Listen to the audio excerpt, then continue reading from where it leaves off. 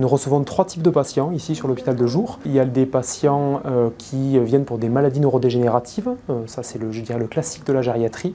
On a également de plus en plus de collègues qui nous adressent des patients pour des bilans pré-thérapeutiques. On va penser à des cancers notamment, on va penser à des grosses chirurgies lourdes en nous disant voilà, qu'est-ce que vous en pensez?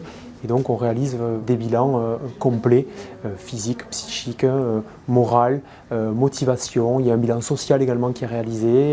Et la troisième chose que nous faisons, c'est ce qui est assez en vogue actuellement, c'est le bien vieillir.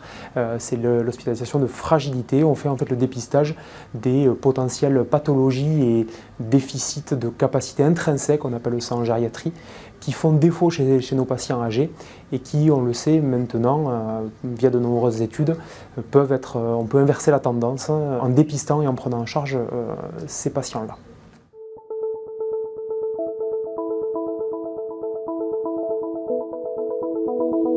La clinique a l'avantage ici d'avoir un plateau technique complet et donc nous organisons les hospitalisations à la journée de nos patients âgés en lien avec les autres spécialités.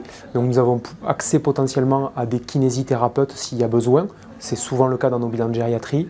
On a accès à une diététicienne, souvent le cas dans nos bilans de gériatrie, mais également psychologue, prochainement neuropsychologue. Et les liens se font également avec les autres spécialités.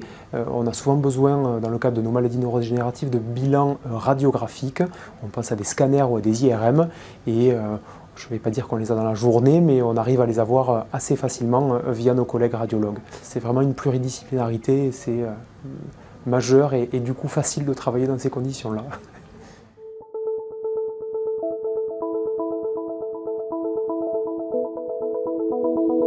C'est un moment privilégié dans le domaine de la gériatrie pour plusieurs raisons. Vous avez beaucoup de gens qui habitent seuls malheureusement chez eux et pour lequel le moment qui est un moment convivial du repas n'en est plus un. Ça c'est une première chose, c'est pour garder ce côté convivial du repas. La deuxième chose, c'est que c'est quelque chose qui ça nous apprend énormément. On a beaucoup de problèmes de dénutrition chez des patients âgés pour différentes raisons qu'on essaye de dépister quand ils sont chez nous. Il peut y avoir des problèmes bucco-dentaires, il peut y avoir des problèmes digestifs, il peut y avoir une malnutrition, il peut y avoir de la sous-nutrition. Ce moment du repas privilégié nous permet d'apprendre qui ils sont, comment ils mangent. Et puis c'est un temps qui permet aussi de faire de l'éducation thérapeutique via la diététicienne qui va leur apprendre en fait tout simplement les aliments, qu'est-ce que c'est, comment on mange, qu'est-ce qu'on fait comme repas et de s'adapter à chaque type de patient.